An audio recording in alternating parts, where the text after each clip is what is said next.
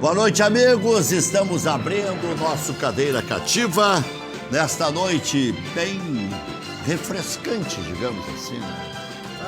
Friozinho, mas não é nada que ainda seja para usar um casaco de couro, como o do Zac, que é bonito assim e tal, até é bom para mostrar. Não é couro. Não é couro? Não é couro. Bom, mas de qualquer forma não é um frio ainda, né, que está chegando. É apenas o começo, um invernico, né? Tem o verãozinho, o veranico de maio e o invernico de maio também, né? Bom, 7-6, gostou do Internacional ontem? Mais alegrias ou mais preocupações? Aí vai dizer, bom, 6-1, obviamente que é mais alegrias, parece uma pergunta imbecil. Mas o Inter ainda não ganhou, por exemplo, de time de Série A do Campeonato Brasileiro. O Juventude é melhor ou é pior que o Olímpia? Que cabelinho, hein? Que cabelinho? Não, eu tô... Cabelinho... Que cabelinho? A Dunga. Lembra a primeira vez que o Dunga cortou o cabelo assim, né? Não, eu uma vez por mês meu cabelo fica assim. Depois ele vai se ajeitando. Assim. Não é questão de Série A. O Olímpia é fraco. 80% dos times Não, mas não vai dizer que ele é forte, né? Não, mas também é tricampeão da Libertadores, né? Então tem camiseta, isso que eu quero dizer. Tem o time ruim que não tem camiseta e tem o time ruim que tem camiseta. O time ruim que tem camiseta engrossa nas competições, engrossa em alguns jogos porque tem tradição, tem história, sabe jogar, é acostumado a jogar esse tipo de competição. Me surpreendeu porque é um time completamente diferente do histórico que o Olímpia sempre apresentou nas competições. Mas é o Olímpia, é o campeão paraguaio, enfim. Mas se tu vê, o Santos ganhou de 5-0 não sei de quem, o Flamengo ganhou de 5-0 do Del Valle, o São Paulo ganhou de 4-0 quando jogou no Morumbi, o Atlético Mineiro ganhou de um time venezuelano também, de 4-0. Isso é uma tendência normal. O Palmeiras ganhou de 5-0 enfim, do Independente Del Valle. O Flamengo ganhou de um outro.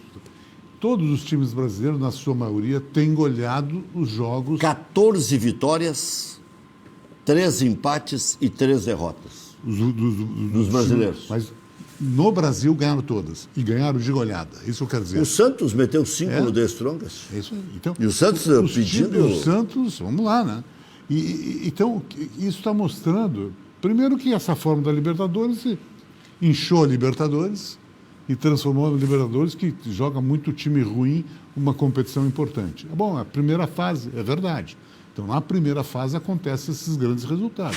O Internacional jogou 2 partidas, fez 10 gols. Fez 10 gols, quer dizer...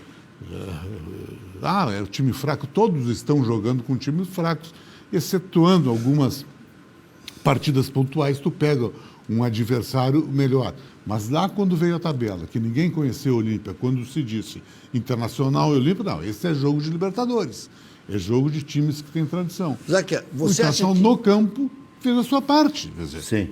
Você acha que o Inter já, dá para dizer, acertou na contratação do técnico?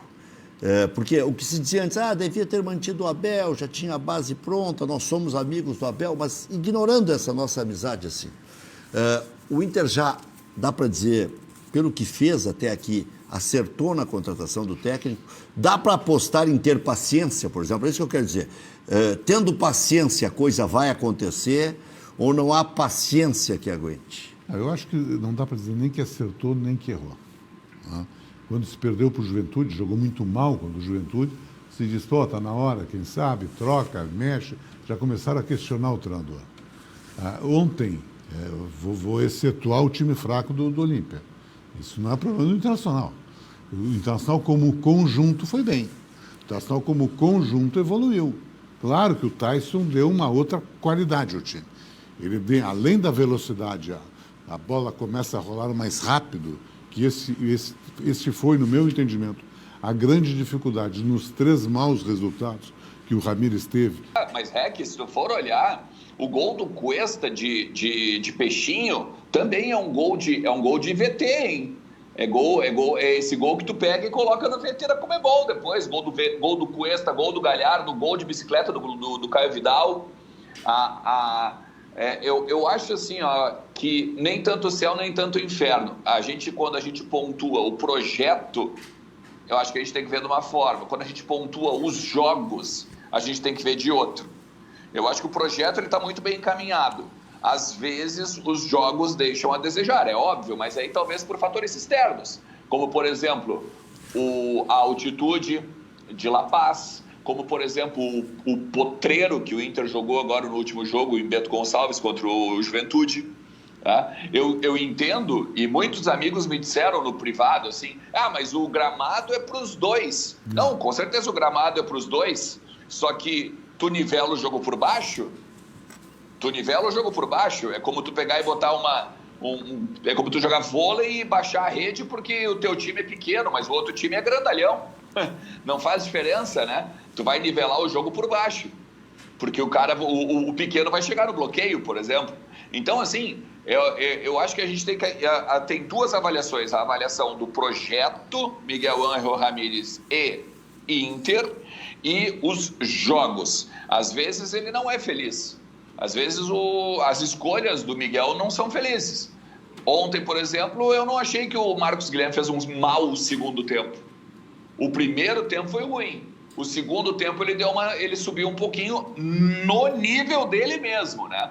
Porque se tu for botar no nível dos outros companheiros, ele ainda não chegou perto, mas nem de longe. Daí eu concordo que ele não tem que nem fardar no Inter nesse sentido. Mas em relação a ele mesmo, ele já melhorou um pouco. E vale destacar, né, Rec? O Inter fez 5 gols em 45 minutos. Não é qualquer time que faz isso, né? E sabe o que assusta um pouco, o Záquia falou aqui, que todos os clubes brasileiros estão goleando, independente da tradição dos adversários, né? Porque o Independiente Del Valle recente tem tradição. Como é que toma 5 do Palmeiras? E, aliás... E mete 4 ontem, né? E meteu 4 ontem. Mas aí eu disse o seguinte, esse time ainda pode classificar porque tem qualidade, por incrível que pareça. Quem pegar o jogo do Palmeiras por inteiro vai ver com... o resultado... É mentiroso. O goleiro foi um dos melhores em campo. Mas é igual o Flamengo contra a LDU. Flamengo e a LDU. O Flamengo tinha que ter tomado 4 no segundo tempo. A altitude influenciou. Aí foi lá e ganhou o jogo. E tem qualidade tática, né? Eu acho que é bom destacar isso, qualidade tática do Independente Del Valle. Né? Não, joga um time muito inteligente, rápido, os jogadores móveis. Tem um zagueiro, que é número 2, que agora me foge o nome, que ele joga na lateral direita, daqui a pouco ele está na ponta esquerda, daqui a pouco é meia direita. Um time completamente bagunçado e organizado ao mesmo tempo. Aquele Ortiz, qual é a posição do Ortiz? Ele é ponteiro direito? Teria que ser, né, de origem. Mas ele flutua, ele chutou das duas meias, da meia direita, da meia esquerda, chegou na linha de fundo pelo lado esquerdo também, um time... Isso funciona do meio para frente, né? Eu tenho muita restrição a essa organização desorganizada do sistema defensivo. Isso aí foi o que eu observei ontem. Toma uns gols, é muito faceirinho. Aí mas é que assim, Záquia e Rec...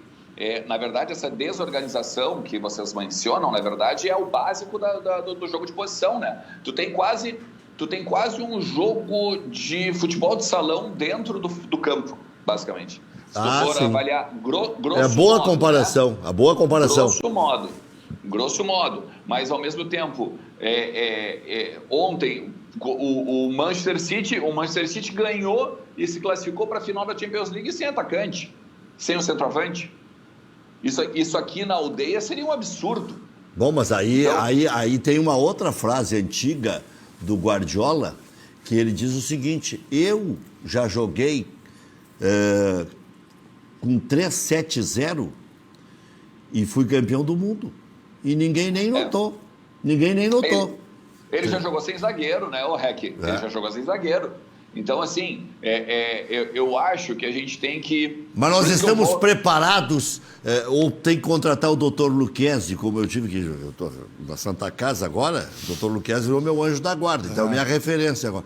Ou vai ter que ter o Dr. Luquezzi de plantão em cada jogo do Internacional, porque alguém vai infartar. Porque, olha, tem horas que... Mas isso eu concordo, Rec. Eu concordo contigo. Eu acho cultura que também, momentos, é cultural. Exatamente. Eu acho que a gente tem que quebrar algumas barreiras, né? E olha, é a mesma coisa do racismo velado, né? Eu acho que às vezes a gente tem uma xenofobia velada com o Abel Ferreira, com o Miguel Ángel Ramírez, com o Jorge Jesus. Eu acho que aos poucos a gente tem que também quebrar esse paradigma de que só treinador estrangeiro traz coisas diferentes e que só treinador brasileiro faz o básico. Nem tanto céu, nem tanto inferno, como eu falei há pouco, entende? Eu acho que tem treinadores brasileiros que às vezes dão nó tático em inúmeros estrangeiros aí. Mas, ao mesmo tempo, os estrangeiros têm muito a dar. Não, acho que até essa troca é boa. Essa troca é boa. Acho que até está em boa quantidade. Não tem nada de exagero ter 5, 6 estrangeiros no Brasil. Qual é o problema? Não, um país desse tamanho aí pode absorver qualquer tipo de mão de obra estrangeira. Com 220 milhões, com futebol sendo praticado de tudo que é lado, não tem. Sabe o que é lá atrás? Quando o Paulo Bento veio para o Cruzeiro e era o melhor técnico português, naquele momento ele era o melhor técnico, ele não é o melhor técnico da história. Tem muitos brasileiros que foram bem lá, o próprio Abel, o Geninho foi bem lá. Marinho Pérez foi muito bem, aliás, está vivendo dificuldades, o Marinho Pérez está numa clínica terrível, né? E o Paulo Autuori muito bem, o Filipão virou ídolo lá, né? Então, daqui a pouco, se a gente começar a não querer que eles venham para cá, como é que eles vão nos aceitar lá? Teve uma época que os portugueses estavam rejeitando os brasileiros, que foi demais. Era dentista demais, era médico demais indo para lá. Aí os caras, opa, para aí. Mas é que, na questão dos treinadores, eles formaram uma geração antes da nossa. Essa nossa geração de jovens que treinadores, que agora aqui no Brasil está tendo um espaço, lá teve alguns anos antes. E realmente são estudiosos, né? Tu nota pelo comportamento dos treinadores, tanto o Jorge Jesus, o Abel Ferreira, o Miguel Ramírez, tu vê que são treinadores estudiosos, não que os nossos não são.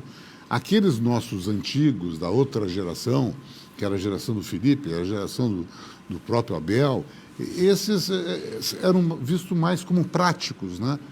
Práticos do campo, práticos, mas não de estudiosos taticamente. Essa geração desse menino que está no Grêmio, do Thiago, o próprio Odair, os treinadores, o Roger veio com esse conceito, era uma geração que também está chegando. E vai ter que ter seu espaço. Eu acho esse intercâmbio muito bom. Só que o Alexandre fala uma coisa que nós temos que prestar atenção. Quer dizer, será que não cria um preconceito com o treinador estrangeiro? Quer dizer, quando você tem uma cobrança maior, você vem cá, o Miguel Ramírez, ele está 2 meses e aí já estão querendo cobrar, não, mas vem cá, professor Pardal, inventor. Se tu olhar o Internacional jogando e olhar qualquer grande time na Europa, joga uma semelhança muito grande. Bom, tu tem que implantar, isso é cultural, tu vai ter que implantar, isso demanda tempo, e isso exige tu trabalhar com jogadores que têm uma capacidade de leitura de jogo um pouco diferente, e eu não conheço o grupo do Internacional na sua intimidade para dizer isso, mas talvez alguns jogadores tenham um pouco mais de dificuldade. O jogador europeu, o jogador argentino, o jogador europeu, eles têm essa leitura do jogo muito mais apurada, muito mais precisa que o jogador brasileiro. Mas isso facilita. Mas pensa o seguinte, Záquia, essa mesma pessoa que fala que o Miguel Ángel Ramírez, guardadas as proporções, tá? De carreira e até mesmo de qualidade do nível, por exemplo, europeu e o nível brasileiro, tá? Mas o mesmo cara que chama o Miguel Ángel de professor Pardal, ele venera o Manchester City. Entende? É o cara que não perde um jogo do Barcelona.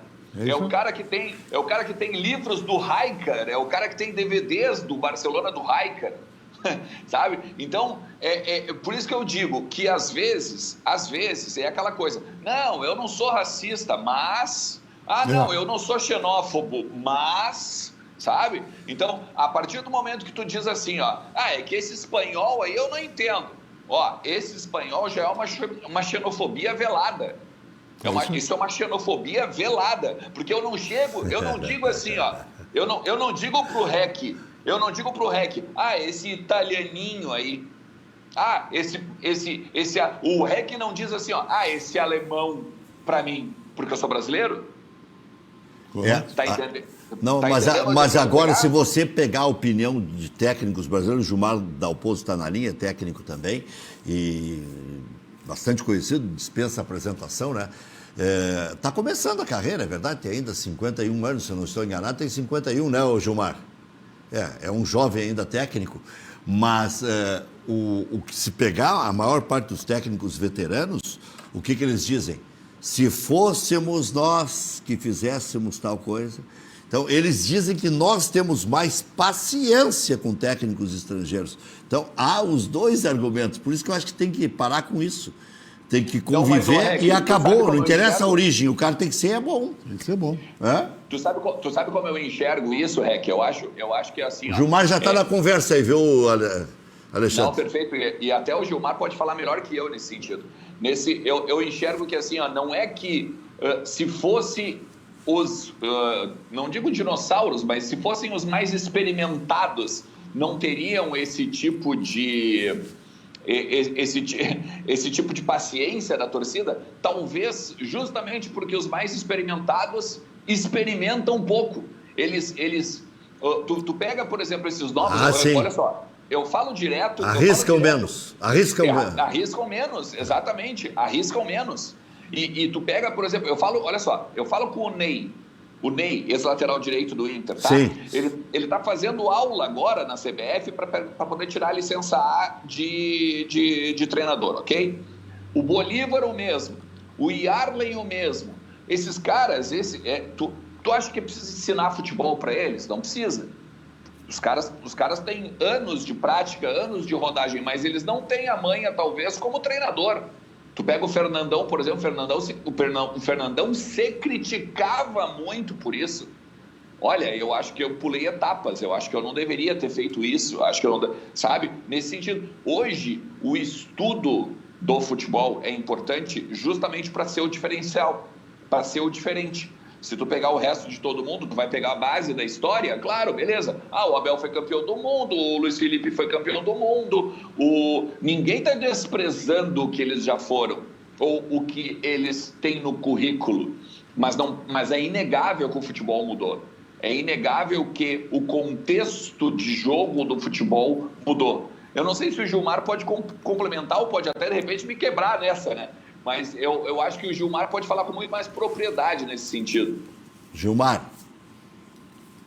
Boa noite, Alexandre. Boa noite a todos os convidados. Prazer muito grande. Luiz Fernando Zac é o outro convidado. Zac, tudo bom, Zac? Tudo bem, Gilmar? Tranquilo? Tudo bem, prazer. Tudo meu. Só complementar a fala do Alexandre, para nós... É um modismo isso que está acontecendo dos técnicos estrangeiros. Isso não tira o mérito da qualidade deles e para nós é um aprendizado a chegada de novos profissionais. Eu fui da época que quando eu joguei no Marítimo em Portugal, tinha muitos técnicos brasileiros, inclusive o Felipão, 2003, que assumiu a seleção portuguesa. Então são momentos. Agora um momento... depois daquele resultado ruim da Copa de 2014, que fez com que despertasse na classe dos técnicos, e aí tem uma formação agora, e essa formação na CBF, outros cursos que tem, que é muito importante, e ele é determinante para um trabalho de excelência, que essa oportunidade na minha formação eu não tive, eu fui de uma geração um pouquinho antes, e eu tive que buscar essas informações com o Mourinho, lá em Portugal, com o Tite, que é uma referência para mim, Felipão. Então, essa nova geração está tendo uma oportunidade. O Alexandre falou do Bolívar, de outros profissionais aí que estão se capacitando. Isso é ótimo, isso é excelente. Na Europa já se faz, enquanto o atleta está atuando, já tem esses cursos para quando ele terminar de atuar como atleta, ele já faça essa transição e ele já tenha essa capacitação.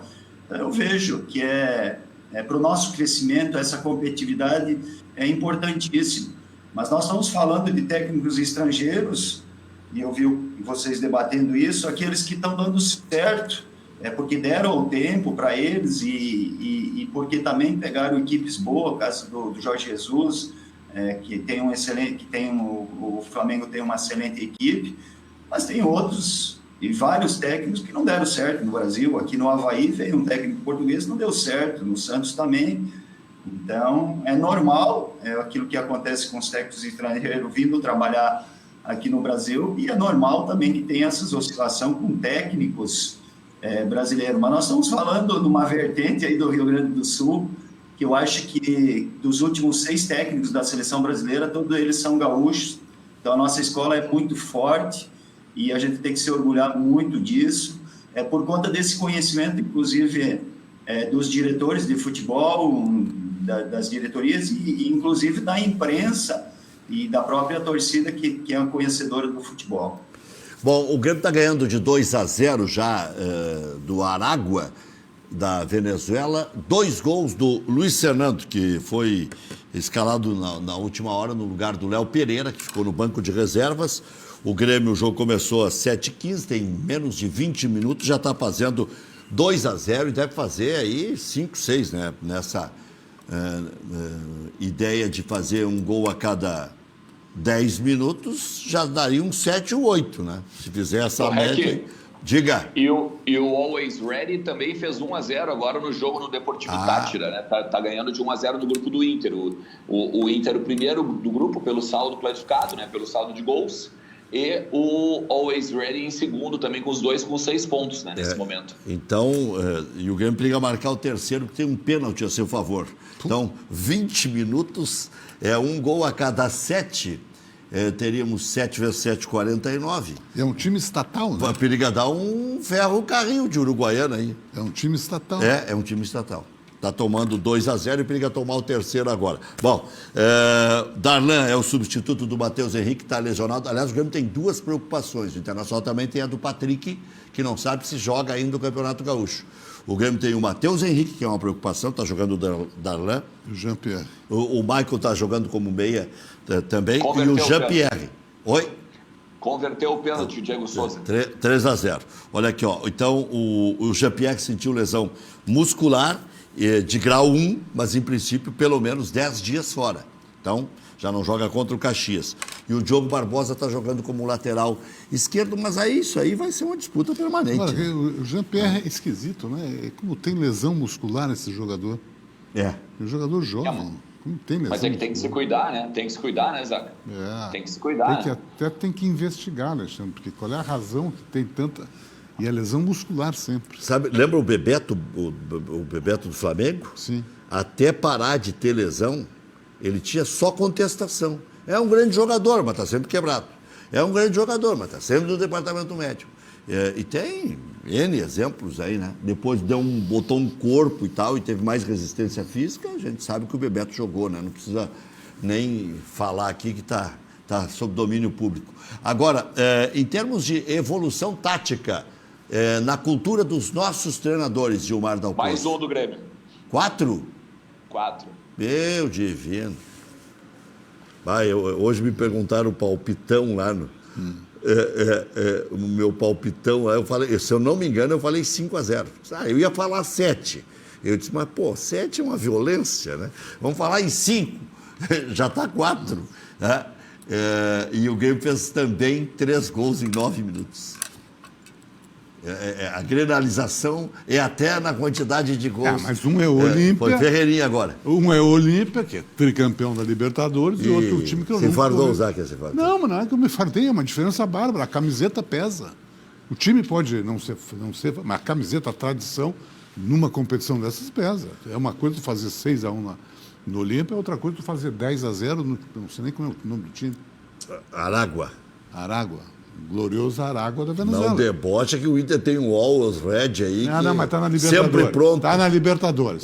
Tá na primeira divisão da América do Sul. É diferente. Conseguiu uma classificação. Quer dizer que o Grêmio está na segunda divisão da América. Mas não classificou.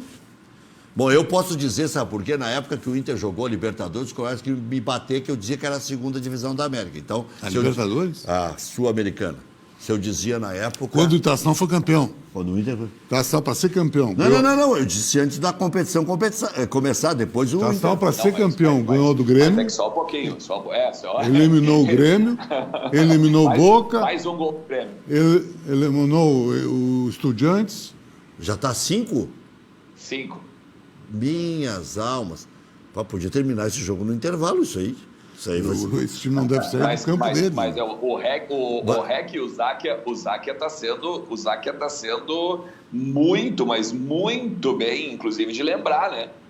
Quem o Inter desclassificou na Sul-Americana de 2008. Não tem nem comparação a Sul-Americana de 2008. A Sul-Americana de 2008 não tem comparação com a última Libertadores do Grêmio. Porque tu pegar Botafogo, Botafogo, Espanhol, Lanús, por favor, né? Nem se compara a Sul-Americana de 2008 do Inter. Barcelona de Guayaquil, tu quis dizer, né? Barcelona de Guayaquil, desculpa. Não, mas é... Não, é verdade. Lá naquela Sul-Americana, eliminou o Grêmio, eliminou o Boca, eliminou acho que o Vélez, se eu não me engano, o Chivas e decidiu com os Estudiantes. É tudo time de primeira linha, de primeira divisão. Não, Isaac, o Estudiantes com o Verón. O Estudiantes que depois vem a ser campeão da Libertadores. Correto. Não, só um pouquinho, né? É tipo, mesmo que queiram dizer que é a segunda divisão da América, olha, eu acho que tem que ter, o pessoal tem que ter cuidado, né? Porque, olha, não é qualquer dia que tu pega um time de bairro aí, né? Pra pegar e ganhar um título sul-americano. Bom, mas pra você que ligou a TV agora, tá 5-0 pro Grêmio, então não precisa mais ver o jogo, fica aqui conosco no Cadeira Cativa que o papo tá melhor.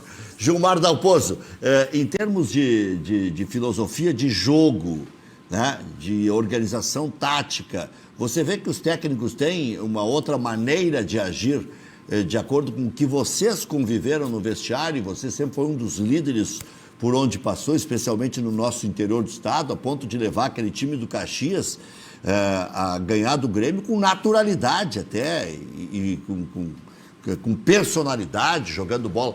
Você já sente que os nossos técnicos hoje estão se aprimorando nesse quesito aí de andar junto com a reformulação do futebol em si? Eu fui de uma geração que houve essa transição. Eu lembro dos primeiros trabalhos do Tite, que é uma referência para todos nós, lá no Veranópolis. Isso nós estamos falando em 93, quando ele aplicou um trabalho diferente de todos os outros técnicos que até então tinham sido meus técnicos. É um trabalho alemão, com posse de bola, que antigamente era coletivo, chute a gol, trabalho mais específico, uma linha de 4 defensiva, e não mais do que isso.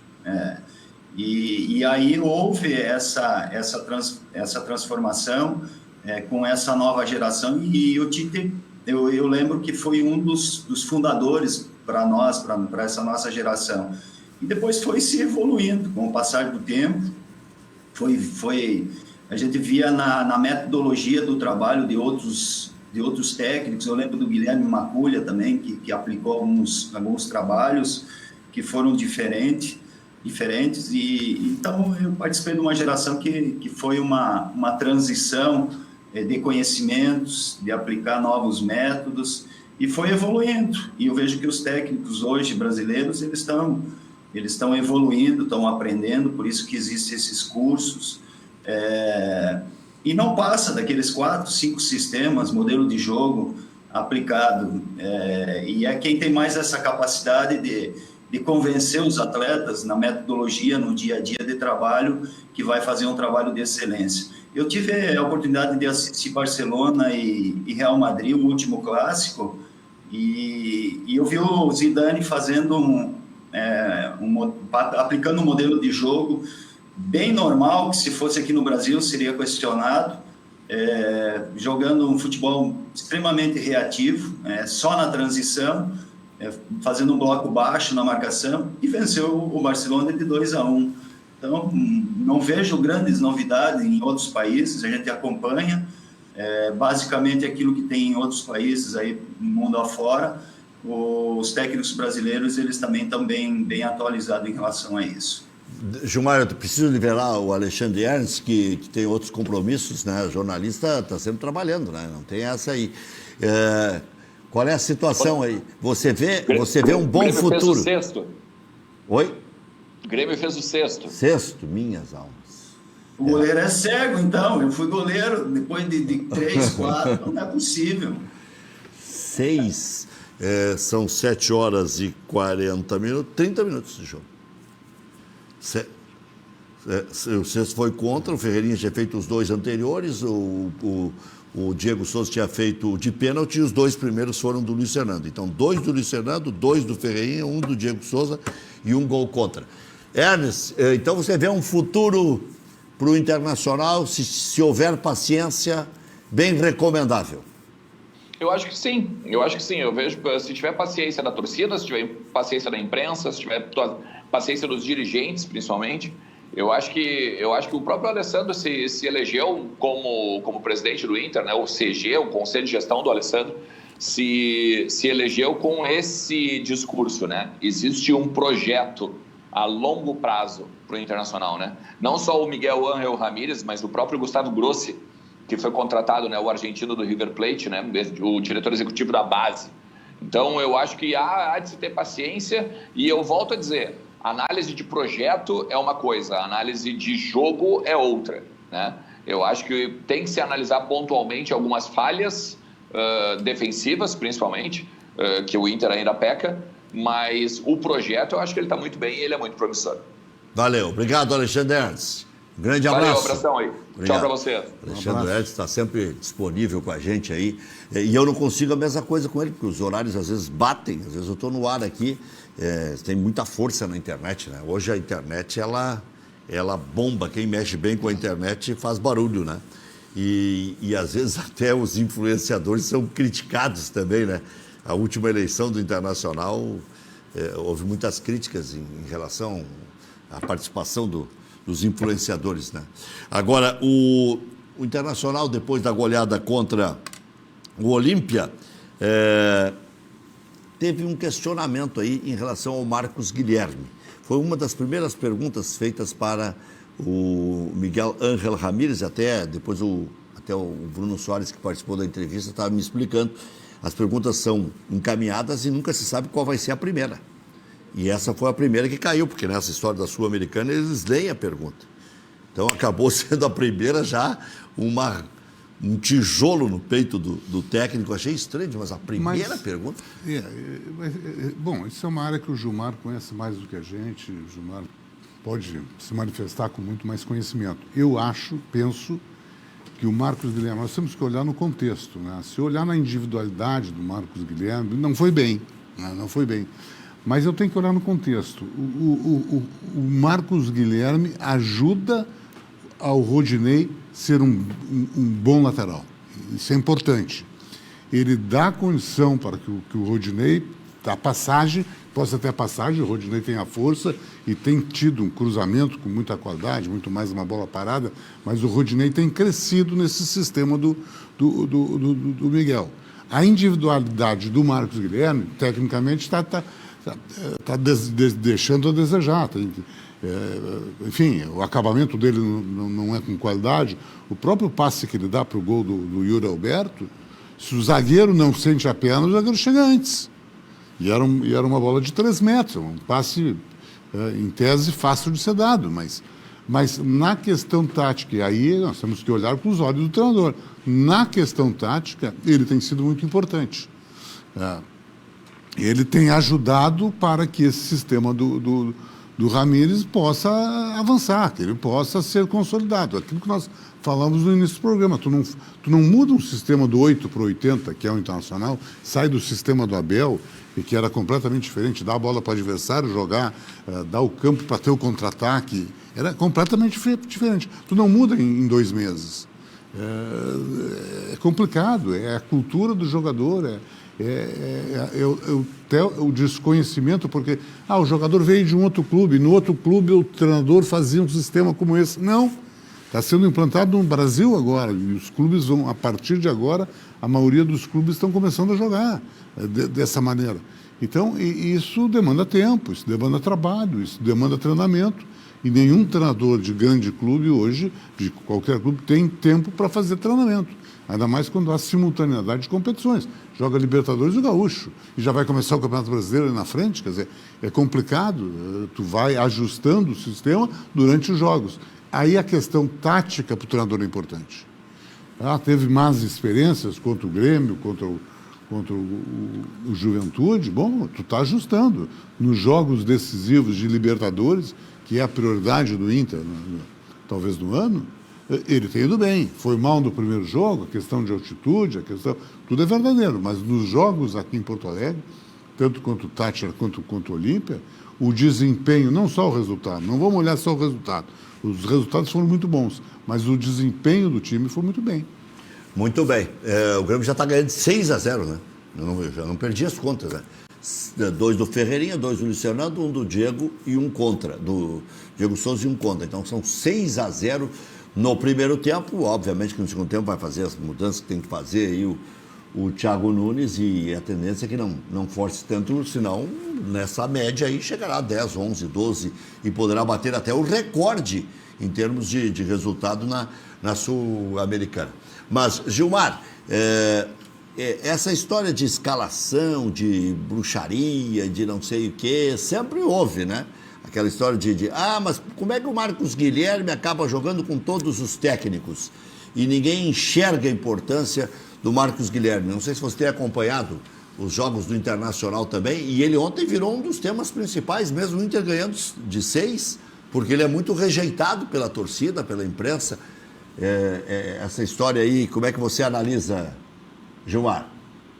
Eu concordo com o Záquia. O técnico faz uma avaliação profunda no momento da escalação de qualquer atleta, e ele pensa em 2 fases do jogo, que é a fase ofensiva e a fase defensiva. Então vamos falar especificamente do Marcos Guilherme. A participação dele sem a bola, o comportamento dele sem a bola é excepcional, e isso a gente leva muito em consideração. E aí tem a parte ofensiva, que é importantíssima, que requer um pouquinho mais de tempo. É um jogador ainda que não foi experimentado 100%, é o tempo de maturação do atleta, que alguns eles demoram com 23, 24, outros antes dessa idade. Então tem que ter paciência com esse atleta, ele já demonstrou que ele tem qualidade. Só na parte ofensiva requer um pouquinho mais de tempo. Hoje, para propor o jogo, é mais difícil. Cada vez as defesas elas estão mais montadas, mais postadas, sistemas defensivos bons, e para romper isso vai precisar de triangulação, vai precisar da jogada individual e vai precisar de tempo. No caso do Marcos Guilherme, é um jogador promissor que o Internacional tem, porém vai ter que ter paciência, que é o tempo de maturação de qualquer atleta, mas ele tem essa qualidade na parte defensiva e ofensiva também. E aí tem outros jogadores que vão compensar lá, que vão fazer gol. O Internacional tem bom centroavante, outros atacantes, meias de qualidade, e ele taticamente, o Marcos Guilherme é um ótimo atleta e tem margem. Isso que é o importante que eu vejo nele, ele tem margem de crescimento, vai evoluir com o tempo, vai evoluir, e a gente vai ouvir falar muito desse atleta aí. Pois é, o Marcos Guilherme, aquele jogador do Atlético Paranaense, é completamente um outro jogador, né? E o do São Paulo já tinha mudado as características. Mas né? também o Gilmar tem razão, nada como a experiência de ex-jogador e de treinador. Ele tem um período de maturação, ele tem um período de crescimento. Agora, por que os treinadores gostam do Marcos Guilherme? Porque é um jogador tático, é um jogador que faz o que o treinador pede, é um jogador que recompõe, é um jogador que corre o jogo todo, é um jogador que marca. Esse é um jogador que tu gosta de ter no time. No teu time ele jogaria? Ou jogaria o Caio Vidal, ou jogaria... Que agora tem uma disputa, tem o Palácios, que a gente não conhece também, né? Talvez o meu time jogasse um pouco diferente, né? Talvez eu jogaria com o Yuri e com o Galhardo, né? Mas tem uma questão que tem que levar em consideração. Nós estamos falando de um ano de Internacional e teve 3 trocas de técnicos. É isso aí. Então, são conceitos diferentes. Então, quando ele estava se adaptando lá com o Kudê, daqui a pouco houve a troca, o Abel gostava de jogar em transição, o Miguel gosta de propor o jogo, e para um atleta que é novo, ele vai encontrar muita dificuldade, é muita mudança de sistema tático e de modelo de jogo.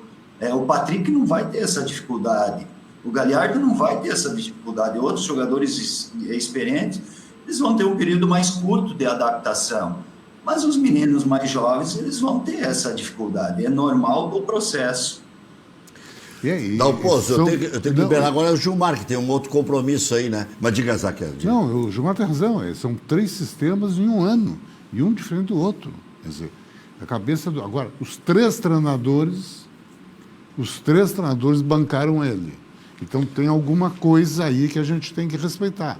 Quer dizer, ele tem uma condição tática que importou a 3 sistemas diferentes. 3 sistemas. Então, taticamente, é um jogador importante. Eu jogaria diferente, eu jogaria com o Yuri, jogaria com o Galhardo, jogaria com 4 no meio campo, mas aí eu sou um pouquinho mais retranqueiro. Mas eu concordo contigo, eu colocaria o Yuri Alberto também. Eu não deixaria o Yuri Alberto fora, porque ele tem o faro do gol, né? Ele tem faro, ele tem objetividade. E o Tyson vai dar velocidade ao time. O Tyson, a bola meio para frente vai ser muito mais rápida. O contra-ataque vai ser importante. Também cresce o Marcos Guilherme, que é um jogador velocista. Que bom que o Tação começa a ter muitas opções. Né? Gilmar, aquele abraço que você encontra aí um bom time para treinar, né? Tá à disposição aí, né? E com o gás todo, só esperando. Obrigado pela oportunidade. Um grande abraço. Um grande abraço. Um abraço, Gilmar. E tem boas escolas e tem bons trabalhos já realizados. Né? O Gilmar foi um grande jogador, mas é um jogador inteligente e treinador. Esse vai ter o seu momento certo. Vai ter o momento certo. O Gilmar foi goleiro, né? E era um goleiro reconhecidamente de talento. Agora ficamos aí um quadriculado aí. Ó. Bom, já voltamos. Um pouquinho mais de Internacional, já dei uma pincelada ali. Fala um pouquinho mais, o Grêmio está ganhando de 6-0 no primeiro tempo ainda, né? Está terminando o primeiro tempo. Meia dúzia, já está liquidada a fatura. E hoje estão jogando, daqui a pouco vou confirmar tempo e placar. Always Ready, estava ganhando até há bem pouco do Deportivo Táchira, por 1-0. E se ganhar os 3 jogos, a tendência é que fique com a segunda vaga desse grupo. O surpreendente Always Red, que jogou bem também contra o Olímpia, mesmo jogando fora da altitude. Contra o Juventude, sábado às 19 horas no Beira-Rio, Marcos Guilherme deve ser titular novamente. Até pela resposta do Miguel Ángel Ramírez, ele disse assim, por quê? Perguntaram, por que Marcos Guilherme? Ele respondeu com outro porquê. Por quê? Como se dissesse, porque eu quis, porque entendo que ele pode render. Tyson está fora, porque não está inscrito no Gauchão. Patrick vai seguir como desfalque, com lesão muscular confirmada, e o jogador para por pelo menos 15 dias. Palácios retorna de suspensão. Então, o Palácios, a tendência é que entre no lugar do Tyson, mas e aí, como é que forma o time? Com o Maurício um pouco mais recuado, fazendo o tripé de meia cancha com o Edenilson e o Dourado, com 2 ponteiros, né? O Palácios e o Marcos Guilherme fazendo a recomposição, como disse o Zac. E de centroavante, aí ele vai escolher entre o Thiago Galhardo e o Yuri Alberto. O momento do Thiago Galhardo é bom, né? Muito bom. O momento do Thiago é bom. Está se ajustando bem o sistema dele. Né? A dúvida que se tem é se já não sairia com o Yuri junto com o Thiago. Eu tenho que fazer gol, tenho que ganhar o jogo. Eu tiraria o Palácio, que não vem bem. Não vem bem. Não tiraria o Maurício, que acho que reagiu no segundo tempo, até porque ele não tem o Patrick, não tem o Tyson. Ele vai ter que ter alguém ali para fazer a meiuca, né? A dúvida que ele pode ou ter é Maurício ou Praxedes. A única dúvida, o Maurício dá mais velocidade. Né? Mas o Praxedes entrou bem, entrou mais acelerado, hein? Dá mais qualidade. Eu acho que o Praxedes dá qualidade individual. Mas são dúvidas boas. Acho que eu jogaria com o Marcos Guilherme, fazendo o quarto homem pelo lado, o Yuri e o Thiago Galhardo. Eu fui chamado de professor Pardal nesses grupos aí. Quando eu falei, o Yuri Alberto, ele se adapta. Se colocar, não ele vai adianta se deixar ele aberto na ponta direita. Não tenho. Até porque eu tenho o Rodinei passando bem. É isso aí. O próprio Maurício cai pela ponta direita, porque cai na esquerda. Se aproximando do Thiago Galhardo, tu fica com muita qualidade. O Yuri se tiver o espaço, ele tem velocidade, ele tem boa conclusão. E o Thiago tem a qualidade. O Thiago é um jogador técnico dentro da área. Né? Tu vê pelos gols que ele faz. Tu está com medo do Juventude, Zé? Sim. O time é armado. O Marquinhos pensou muito bem no primeiro jogo. Ele estudou muito bem o Internacional. Ele marcou os lados, o Internacional não teve saída, complicou. Teve uma certa sorte em ganhar o jogo, porque o Internacional foi muito mal. Primeiro, o campo ruim. Eu não quero aqui justificar a derrota pelo campo. Mas aí não pode. Não pode. Um campeonato gaúcho não pode. Numa parte semifinal, não pode jogar nesse gramado. Isso é ruim para o esporte, é ruim para o... é ruim para os dois? Não, é ruim para o time mais técnico, o time de mais qualidade. Botar Grêmio Internacional jogar num campo desse não é justo. Já fizemos um Grenal lá, né? Mas não com esse gramado. Em Centenário. Mas não com esse gramado. Mas olha, eu acho que até pior. Né? Cara, não estava esse gramado seco. Gramado seco. Quando no aquecimento... Eu acho que é mais disparelho esse de Bento. No aquecimento, quando dava o tapa na bola, tu vê que a bola pula. É complicado jogar. Nós temos que nos espelhar no Campeonato Paulista. Tu pode pegar qualquer jogo do Campeonato Paulista, em qualquer cidade de São Paulo, o gramado é bom. O estádio pode ser pequeno, o estádio pode ter dificuldade, o gramado é bom. Eles investem em gramado. O gramado é bom. E fosse dizer, é o rigor do inverno. Não é o rigor do inverno. Não teve chuva, não teve nada. O gramado é de uma qualidade. E tem que melhorar. Não estou justificando, vou repetir, não estou justificando a derrota. Eu justifico, talvez, que tenha sido um dos ingredientes do mau desempenho. Muito bem. Inscreva-se lá no nosso canal no YouTube, cadeiracativa.com.br, né? Mesmo que você já fosse do canal antigo, o canal antigo foi perdido aí por circunstâncias burocráticas, né?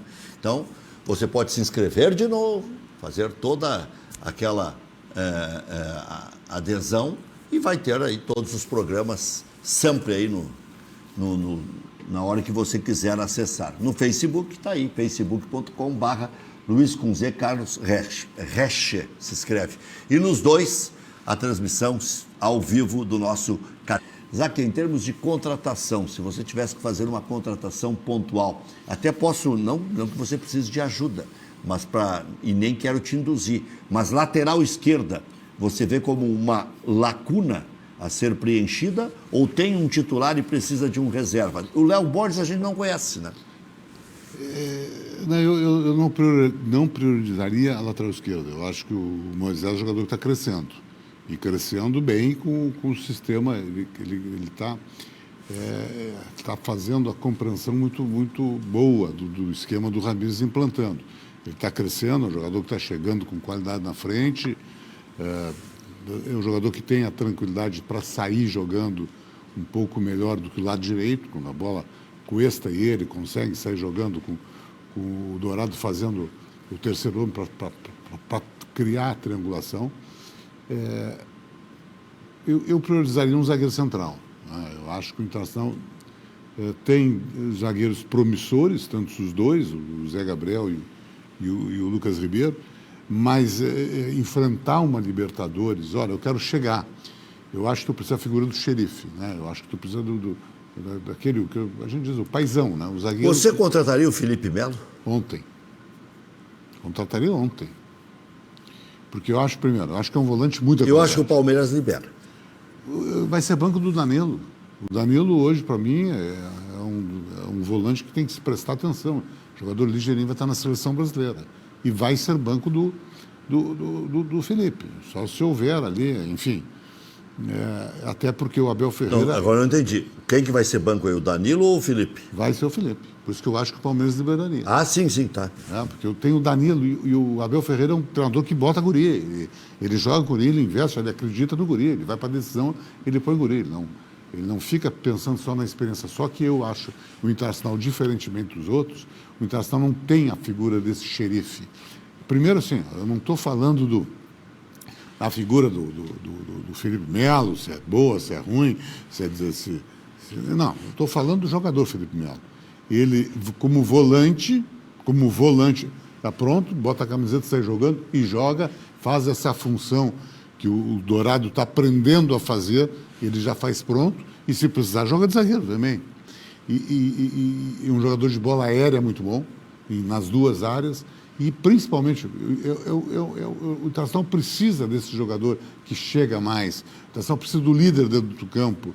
O Dourado é um grande capitão, mas ele tem um perfil diferente. Eu preciso de Libertadores. 75, 76 Falcão, 75, 76 Figueroa, 79 Falcão, grande líder. Mas tinha o Mário Sérgio também, né? Não, mas tu pega 75, aí tu tinha o Claudião, aí tu tinha o Falcão Menino, mas era liderança. Antigamente se chamavam de bandido, né? Tu tinha meia dúzia de jogadores, tinha o Marinho Pérez, quer dizer, o Internacional hoje, eu cito 2, 3 exemplos. Primeiro exemplo. 92 tinha vários líderes, apesar de não ser um time tecnicamente superior aos outros, mas tinha veteranos. O Célio Silva era jovem, mas era líder. Tinha o Pinga, que tinha liderança técnica, o goleiro, o Fernandes. Não, e depois tinha Silas, tinha Marquinhos, que era liderança técnica. Aí tinha o Gerson, o Maurício. Mas era um jogador. Eu pego assim, 3 exemplos. A expulsão... E nem vamos falar dos anos 2000, onde houve as principais conquistas, 2006, 2010, porque aí seria todo time campeão sempre 2008, então, era um caminhão de gente experimentada. Todo time campeão, todo time vencedor sempre teve lideranças. Eu pego a expulsão do Rudinei lá contra o Flamengo. Né? Ninguém chegou no juiz. Ele não deu nada, o VAR chama, ele expulsa, ninguém chegou. Jogo decisivo, ninguém chegou. O pênalti que ele reverte aqui contra o Corinthians. O Patrick esboçou uma reclamação, o Dourado reclamou a 3 metros de distância. Quando tu reverte um pênalti que ele deu, o VAR reverte e ele assume o VAR, em Porto Alegre, num jogo decisivo, tu tem que botar o juiz dentro da goleira. Tu tem que botar o juiz dentro da goleira. Ele tem que sentir a pressão. Ele tem que saber que ele, no pior das dúvidas, ele diz, eu acho que errei. Eu tinha convicção e o VAR mudou a minha opinião. E vai. O pênalti agora, Internacional e Juventude. Até acho que não foi pênalti. Vendo pelo VAR pela 3ª vez. Na hora do lance achei que foi pênalti, o juiz deu pênalti, mas ninguém chegou no juiz. Não, o VAR deu. Então falta essa liderança. Eu vou comparar com o Grêmio. Mas agora com o VAR, e não tô dizendo adianta dar bafo? Claro que dá bafo, porque o VAR vai interferir no lance capital. No lance fatal, Mas daqui um pouco numa expulsão que ele dá do adversário, eu ganho o jogo. Daqui um pouco numa falta na intermediária, eu ganho o jogo. Quer dizer, ele tem que saber que ele está devendo, que ele acha que ele vai apitar o restante do jogo achando que, será que eu errei? Isso é fundamental. Isso precisa, tu tem que passar esse espírito. Pega o Grêmio. Se acontece um desses 3 lances no jogo do Grêmio, está o Kahneman no pescoço dele, o Maicon no outro lado, e isso funciona. Eu não estou dizendo que o Kahneman e o Maicon estão errados, não estão errados. A pressão faz parte. Libertadores, o goleiro do Internacional, o Pato, ele reverteu um pênalti. A Bodanzieri. Isso funciona. E nós pegarmos o histórico das conquistas do Inter e até as conquistas do Grêmio, sempre foram times com lideranças. Sempre foram times com lideranças impositivas. E o Internacional tem um grupo bom, tem qualidade, mas tu olha assim, a liderança é o do Rodrigo Dourado, o Edenilson, mas não são lideranças impositivas dentro do campo. E aí o Felipe Melo, no meu entendimento, supre na questão da liderança e na questão também da qualidade. Você acha que agora ele não vira mais o fio? Porque naquela Copa do Mundo ele virou o fio, né? Não, fazem quantos anos? Faz 10 anos. 11, né? 10, 11 anos. O jogador que foi campeão na Libertadores recente pelo Palmeiras e foi campeão da Copa do Brasil, esse jogador é Sérgio. Eu acho que periga o Palmeiras liberar só pelo salário.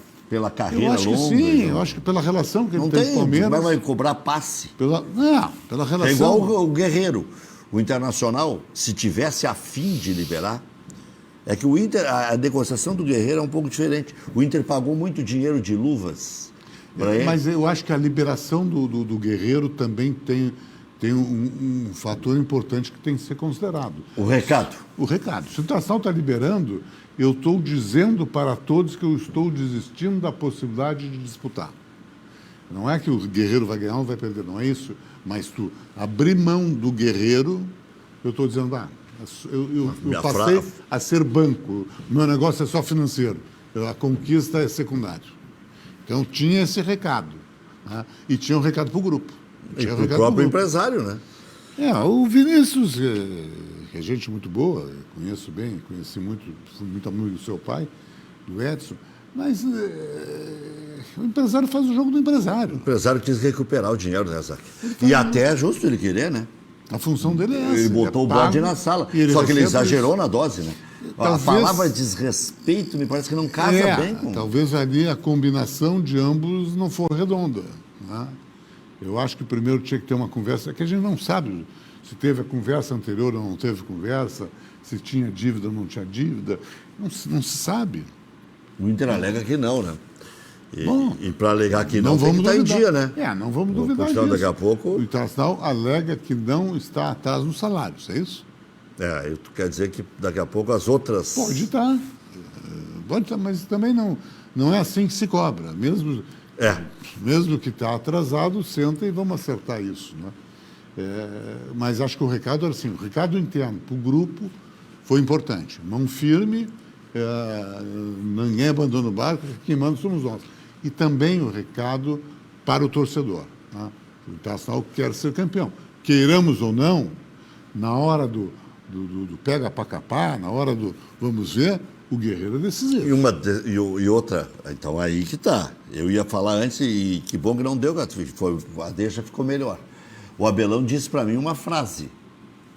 Com o Guerreiro eu teria sido campeão brasileiro.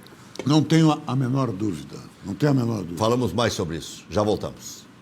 8h24 minutos e meio. Nós estamos falando da certeza de ter o título com jogadores experientes. E nesse ano, Zac, o que você projeta como possível, como provável, dentro de toda essa situação de que você acha que o aprimoramento vai vir com a bola rolando? E com sacrifício, com ranger de dentes, com raiva da torcida, com a imprensa tem alguma resistência. Eu, quando vi aquele lance, por exemplo, do Lomba com o Zé Gabriel e com o Dourado, eu disse, um dia ia acontecer isso aí. Porque até acho que dá para jogar daquela maneira. Porque muitas vezes já se jogou, inclusive, no passado. Só que tocar mais rápido e um pouco mais longe, né? E se o goleiro não tiver ninguém na frente, ele pode ir indo. Se ele souber jogar... Sim. Pode progredir, eu não tenho esse problema. Agora, ficar tabelando numa distância curta, enxergando o adversário, mas enxergando, ontem eles estavam vendo o cara. Não, e o jogador do Dourado de costa e o jogador adversário de frente. Só um pouquinho. Isso é treino, E agilidade, habilidade. Né? Porque o Zé Gabriel, ele é bom ali na do Dourado. Ele começou no Corinthians centroavante, depois no Internacional era volante. Né? Volante. Até uma das... É o contrário do Diego Souza. O Diego foi subindo. Uma das coisas que eu reclamei, que eu contestei, o que o Ramírez fez lá no jogo na Bolívia, quando ele bota no intervalo o Lucas, e bota o Lucas nessa função, o Lucas Ribeiro.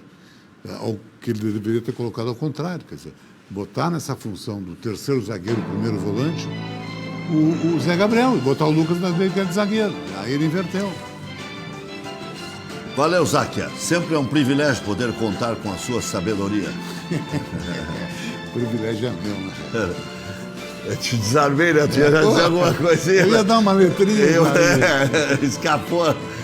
Amanhã tem mais.